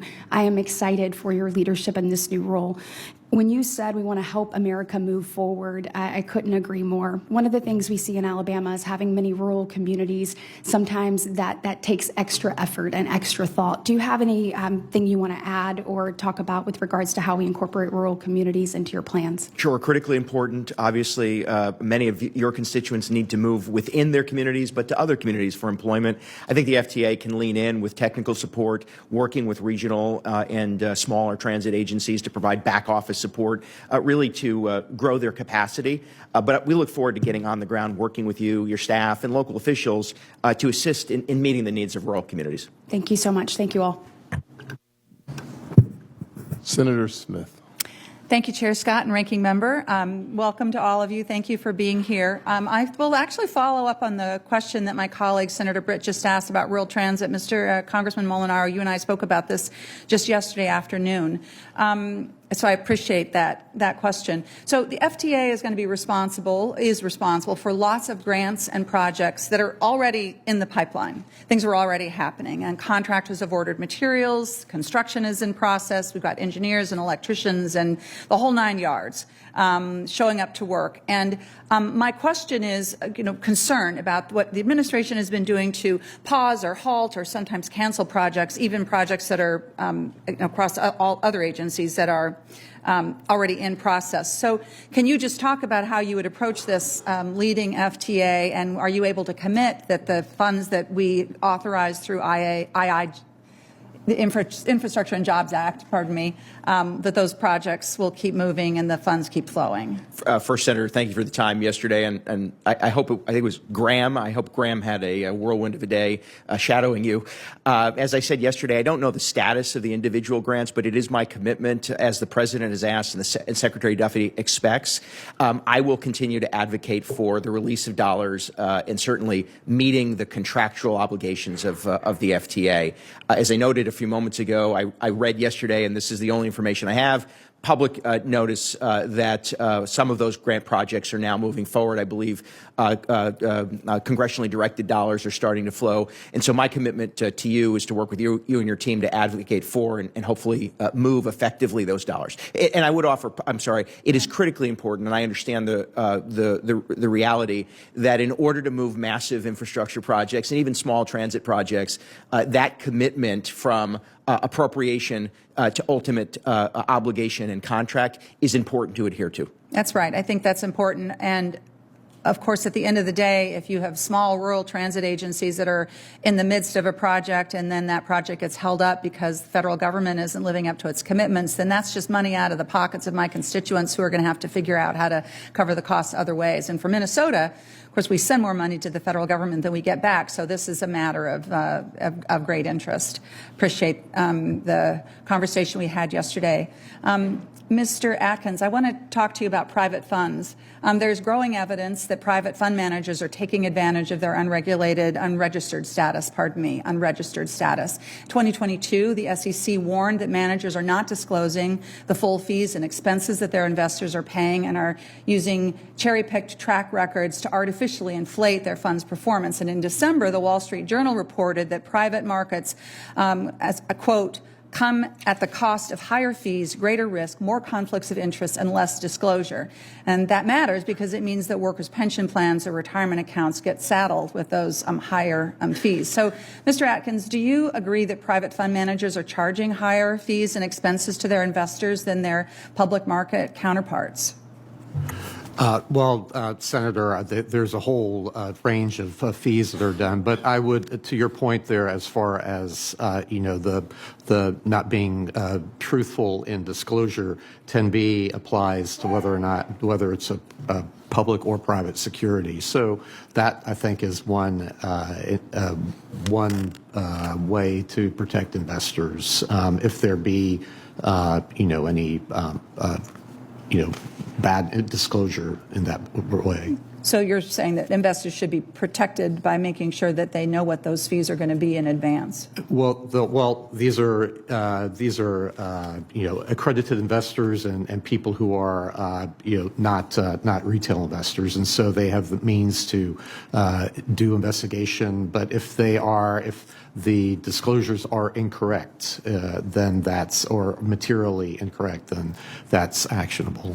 So the typical management fee for a private fund can be 4 times higher than the annual fee for a mutual fund, and that doesn't even include the profits, of course, that those fund managers keep for themselves, which can push up to 20%. And multiple studies have found that private funds barely, I should say, beat the stock market if they do at all. Do you think that private fund managers? I mean, what's your take on what we ought to be, doing to make sure that this is fair for people? Well, I think people who are investing in these sorts of funds, are more sophisticated in general than others, or they have the ability to hire advisors, and so they don't need to pay. That there's like other alternatives. You don't necessarily need to invest in those types of instruments. I think this is a matter of concern, and I think that as these funds become, it's the pensions of my constituents that are in these funds, and it's not a good thing. Well, I'm happy to work with you on that. Thank you. Senator Warnock. Thank you, Brother Chairman. To the nominees, welcome to all of you and your families present, and congratulations on your nominations. Mr. Atkins, thank you for meeting with me a while ago in my office. And I'd like to follow up on our discussion, specifically regarding the 2008 financial crisis, which devastated millions of Americans. Millions of Americans, as you know, lost their jobs, families lost their homes, seniors lost their retirement savings. And instead of families getting the help they needed, Americans saw Wall Street get bailed out. You served as a commissioner on the Securities and Exchange Commission under President Bush during the lead up to the crisis from 2002 to 2008, is that correct? Yes, sir. In 2009, you were appointed to serve on the Congressional Oversight Panel for TARP, Troubled Asset Relief Program, which Ranking Member Warren chaired, and which oversaw the federal government's response to the financial crisis. When we met a few weeks ago in my office, one of the questions you might recall that I asked, based on your experience, what did you learn from the financial crisis? And you spoke in your answer about the overregulation of banks and the financial sector. Can you share more on that view? Well, thank you, Senator. Well, there are many causes to that financial crisis, and obviously it was really awful. But what troubles me is that some of the key factors to it are still unaddressed, and that is the Fannie Mae and Freddie Mac's activities in the marketplace, and how that can potentially create problems in the future, similar to what went on 20 years ago, 25 years ago. So in the meantime, though, as far as what the SEC is doing, I look forward to being in the building to figure out what the examinations show with respect to the. What do you think was the big takeaway in terms of lessons learned from the crisis? Well, I think that, one is over-leveraging is obviously not a good, sound business practice. And I think because of a lot of the distractions that went on during that time from the leadership at the SEC, from the chairman and others in rulemaking that were not central to the situation at the time, I think that helped to create distraction from the SEC. One of the things that struck me by your answer in my office, and you seem to be elaborating on that as you talk about distractions, was that you felt that when I asked you, what was the big takeaway? You said overregulation. Is that an accurate characterization of your view that the big problem was overregulation that led to the 2008 financial crisis? I didn't know about overregulation. I don't recall saying that, but I think misregulation. I think focusing on the wrong things was what helped to create that crisis. Being distracted by ancillary issues and not focused on what's really important to the marketplace. Do you think less regulation would have helped? I think it was misregulation, frankly. Wasted resources and not focused on the actual problems that were there. So do you think that we were too hard on the banks? Well, the SEC, banks or securities firms, I think, again, the distortions that were created through the regulatory scheme at the time helped to distract the examiners. So in some ways we were too hard on the banks. No, I don't know about too hard, but just, again, focusing. I'm asking because, you know, there are communities in Atlanta, especially communities that I'm close to and folks that I know and people in my church that still haven't recovered. I mean, we saw a huge transfer of wealth as a result of this crisis. The banks got bailed out, Wall Street got bailed out, but consumers didn't get bailed out. And often and I'm asking because you're the nominee at the SEC, and I'm just trying to get an understanding of what you think we need to do differently. Let me press on.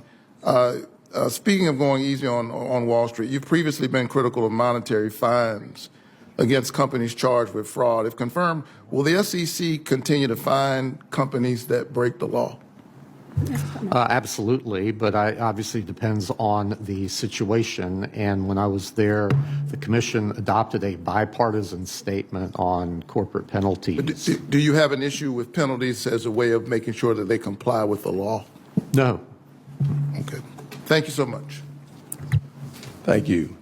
Senator Kim. Thank you, Chair. Mr. Atkins, I wanted to just start with you. You know, I know that there was mention earlier about the consolidated audit trail. I guess I just wanted to ask you, do you agree that the prospects of foreign companies manipulating our market presents a national security threat? Yes, and especially in a day of AI and everything else. Yep. So I think hopefully all of us can agree upon that. So I guess I wanted to ask, the consolidated audit trail, CAT, it's really our only tool that tracks market manipulation across companies, particularly in foreign companies. What is your thoughts on whether or not we should continue on with CAT?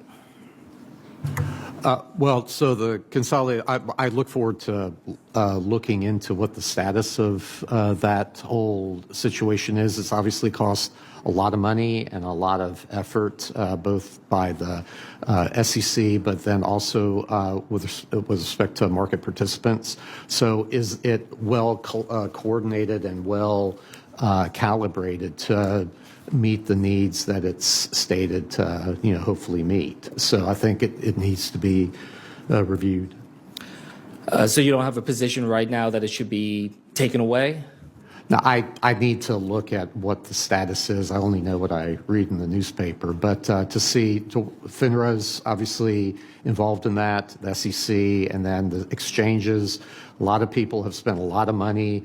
I hope it's towards a good, end. But that's what I intend to find out. Should I be confirmed? Well, look, the reason why I raised this is because I know you were listed as a special contributor to that portion of the Project 2025.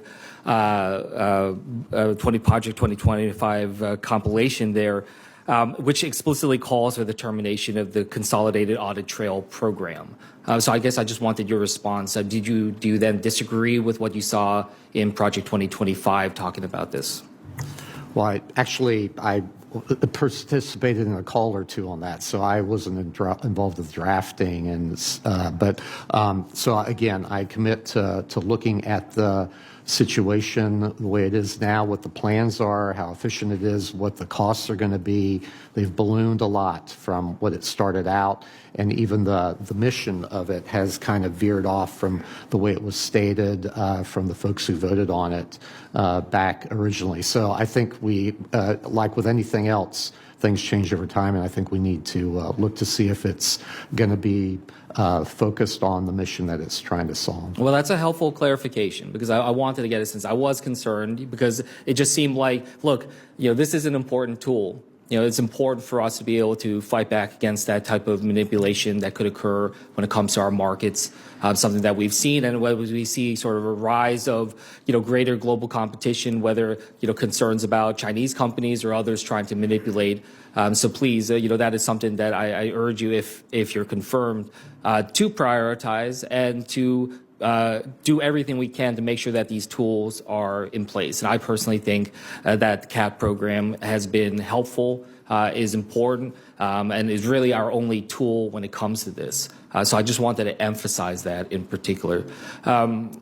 Molinaro, I just wanted to be able to turn to you, just be able to ask, when it comes to the FTA, just what your thoughts are in terms of how we consider adequately staffing that at a time when we've seen efforts across this administration to be able to decrease staff. In particular, I was very concerned about just the lack of protections for probationary employees in terms of how they were terminated at FTA. I'd like your response to that.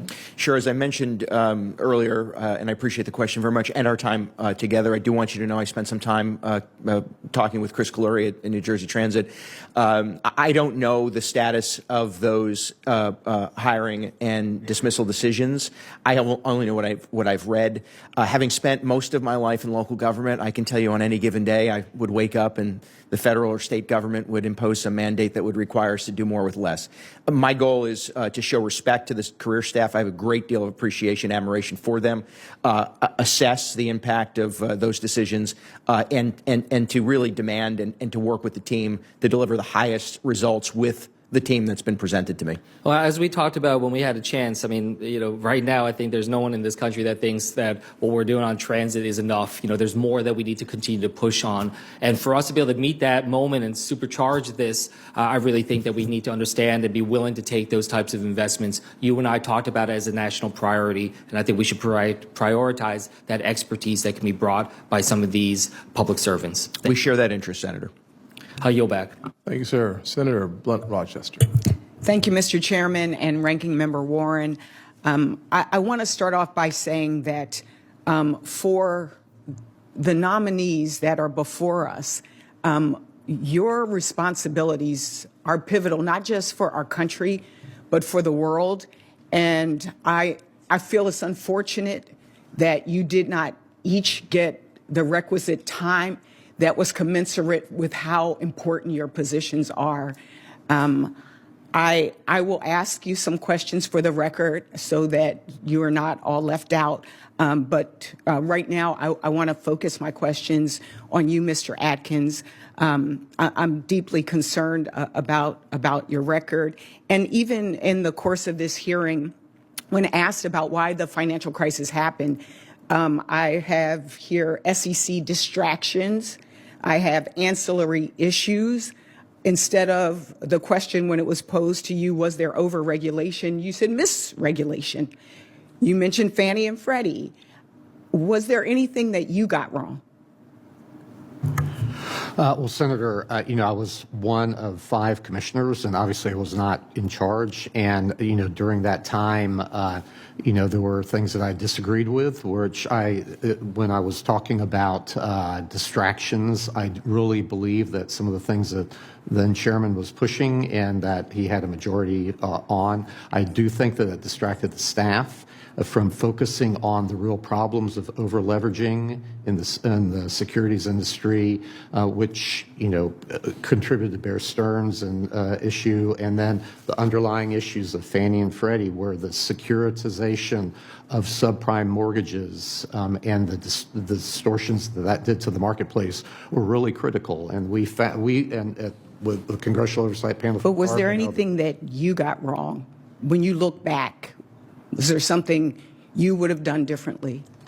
Well, I think as far as looking at the over leveraging and what the staff did or did not do, and I think that's one thing that I believe the SEC should have been more on top of. Did you vote for the Consolidated Supervised Entity Program? I did. It was a unanimous vote by the commission, but I did ask the crucial question, do you, the staff, have enough resources to effectively take on that burden? And I was assured by the staff and the chairman, yes, and I think that was part of the problem. I think looking back, we know that this allowed the 5 large investment banks to extremely leverage positions in mortgage-backed securities that ultimately failed and bankrupted or seriously destabilized those firms. And the SEC's Inspector General determined that this program and the poor oversight of these banks by the SEC contributed to the crisis. And as Senator Warnock said, we saw people lose their homes, people lose their jobs and their retirement savings. I hope that we will learn some lessons. Right now, the administration isn't really waiting to deregulate. It's kind of dismantling day-by-day operations. It's my understanding that the SEC has shuttered regional offices, including the Philadelphia office that serves Delaware, and offered buyouts, maybe $50,000 for people to resign or retire. Do you agree with shuttering these regional offices? Well, Senator, it's been now 15 years since I was at the agency, so I don't really know what the management is like or what the efficiency is or how best to make sure that we're using taxpayer money. Did you think they were overstaffed when you were there? Well, I don't really remember, and I wasn't. Again, the commissioners don't have influence really over the HR part of the agency. So, as chairman coming in, that will be on my desk. I think one of the big concerns is that without the staff, it's hard to have oversight. A lot of folks rely on the SEC, the no action letters. For example, businesses that are trying to process an IPO. And so I think it's going to be vitally important that there actually be people there that can do the work. Yeah, they are vital. Very vital. Lastly, I would just say, as a person coming from a state where the financial sector is vitally important, your jobs are important. We have 6 CDFIs in our state. We have Community Bank. And so these banks, these institutions support small businesses. They support our communities. And so I hope that there will still be a strong focus on them as well. Thank you, Mr. Chairman, and I yield back. Thank you, ma'am. Senator Alsobrooks. Thank you so much, Mr. Chair, Ranking Member Warren as well, and to all of the nominees, congratulations on your nominations, and thanks for being here today. I'm going to try to quickly get through of just 4 questions, and I agree with my colleague that the work we're here to discuss today literally will undergird the economic success of our country. So these are very, very important questions. Regarding transit, I want to start with Congressman Molinaro. And talk about transit, which has traditionally been bipartisan. That's the approach that's been taken toward transit, advancing transit priorities. And I look forward to working with this committee and with you if confirmed. The first question is regarding discretionary federal grants that are so important and provide critical funding for public transit projects, and they supplement often the formulas that many of the states use, like Maryland. But unlike formula funding, these competitive grants allow local and regional transit agencies and their partners to secure additional resources for projects that address specific community needs. So I want to list a few of these important programs, including the Capital Investment Grants Program, the Buses and Bus Facilities Program, the Low or No Emission Program, and the Better Utilizing Investments to Leverage Development, the BUILD Program, and ask if you are confirmed, would you advocate for robust funding for these important programs? First, Senator, the answer is yes. Second, I would offer to you, having served in local government, I truly understand the value of making sure that those additional dollars, while discretionary, still written into statute, are available to regional and smaller transit organizations. And I would just say, while mayor was the title I enjoyed the most, county executive is one where I got done the most. So it's nice to be with you today. Thank you so much. The second question, Mr. Congressman, is regarding the Transit Workers Union and the work that they do. I know that you mentioned just a few moments ago the great respect that you have for our civil servants. And as you know, we've seen, it's no secret, many of them are my constituents. And as you are aware, there have been so many firings and such that have happened really unceremoniously. So I just want to ask you, are you aware of any plans to fire FTE employees if you are confirmed? There's no way that I would know that, so I don't. But I would reaffirm my commitment to both the career staff, but also to the transit workers whose safety and lives are valuable in moving Americans. And we'll be working together with you and your staff to address, I know, the concerns that you have for transit workers in particular. Well, you know, do you support then the reducing of the workforce there? I know that you are not maybe aware at the moment, but are you supportive of reducing the FTA workforce? Again, I'm going to start, should I be given the honor of serving, with those decisions having been made. I will certainly advocate for the workforce and for the work that they do. As I said, as a local government official, on any given day, we would have to wake up to do more with less. That's the expectation. But you have my commitment to advocate for not only the agency, but the transit organizations and the people who rely on those transit opportunities across America. Thank you. Let me just go quickly. I see the time is tolling. Mr. Atkins, I want to ask you quickly. You were questioned just a moment ago regarding a case that is happening right now. And acting SEC Chairman Mark Ueda effectively asked SEC staff for a loyalty pledge when SEC staff were considering an enforcement action against Elon Musk for failing to disclose vital information about Twitter's stock price. And I hope you can just answer really quickly a yes or no. Will you commit to not allowing any political influence from the White House or the Department of Government Efficiency on the SEC's supervisory and enforcement decisions against companies? Well, I think we should call the shots as they are, and I don't believe in any sort of political influence. So you would oppose any political interference? I just don't think there will be any when I'm chairman. Okay, but if there is, you will oppose it. And will you commit also to resisting any effort by DOJ to ignore the congressional direction regarding staffing and funding for each division because you recognize that funding is set by Congress? Well, I will work with Congress and I will see what the situation is there and take suggestions wherever they may come from, but it'll ultimately be my decision.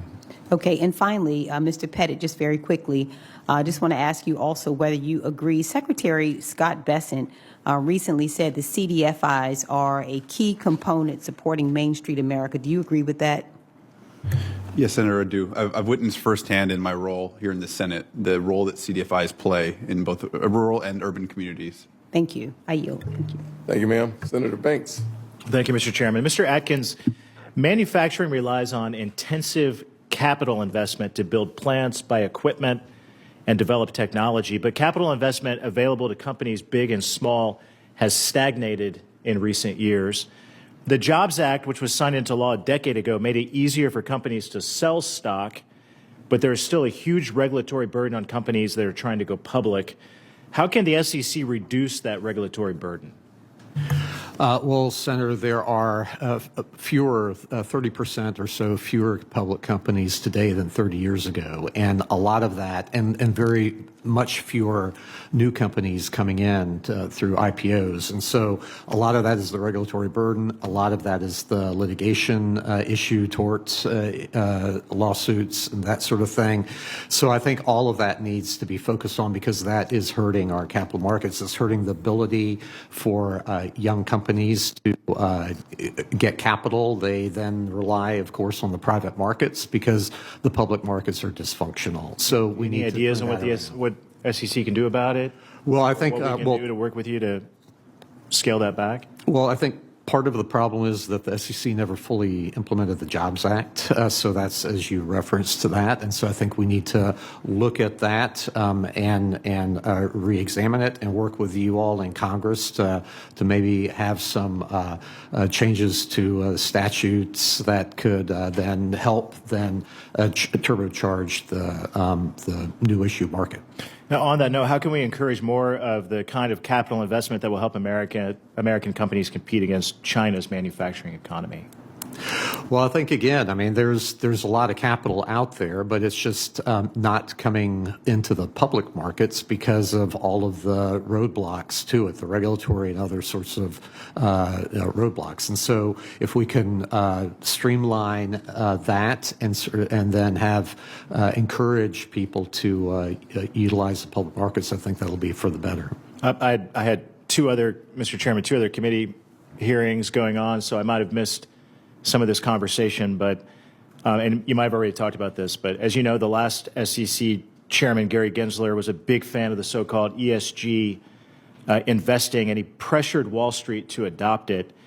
And this is basically an attempt to force regular people like who I represent, Hoosiers, hardworking Hoosiers who I represent at home, to invest in companies that promote left-wing social causes that they often disagree with, instead of companies that build and make great things and sustain this American economy. Do you think ESG investment makes America's economy stronger, and why or why not? Well, I want to get politics out of the financial markets and out of how the SEC, interacts with the financial markets. And unfortunately, there were some out there who are using other people's money to try to influence corporations through the distortions of the corporate governance process and that sort of thing. So that will end, and we will have protections in place so that money managers and others will be focused on actual investment strategy and not on politics. I look forward to working with you on that. And on that note, I mean, how can we encourage investors to fund companies that actually make things? Actually make, invest in companies that actually make things and build things. And I think about the manufacturing economy in Indiana. We're the #1 manufacturing state per capita in the country. And what can we do to promote investors to invest there rather than in woke causes? And I don't know if that makes sense, but it seems like we want investors to invest in companies that do and make things, not in other social causes. Well, I think some of that is maybe some of the distortions and the ways some of these money managers have sold products. But I think ultimately the marketplace, investors themselves, you've seen a whole shift here recently away from those sorts of funds that you're talking about into more nuts and bolts types of things, and I think that's good for America and good for our economy. Thank you. I yield back. Thanks, Senator. That concludes the questions and answers portion of today's hearing. I'd like to thank our nominees for testifying before the committee today, and thank you for your willingness to serve our country. For senators, all follow-on questions for the record must be submitted by noon tomorrow, Friday, March 28th. And for our witnesses, please respond by Monday, March 31st at noon as well to the written questions you receive in order to facilitate this committee promptly processing your nominations. With that, this hearing is adjourned.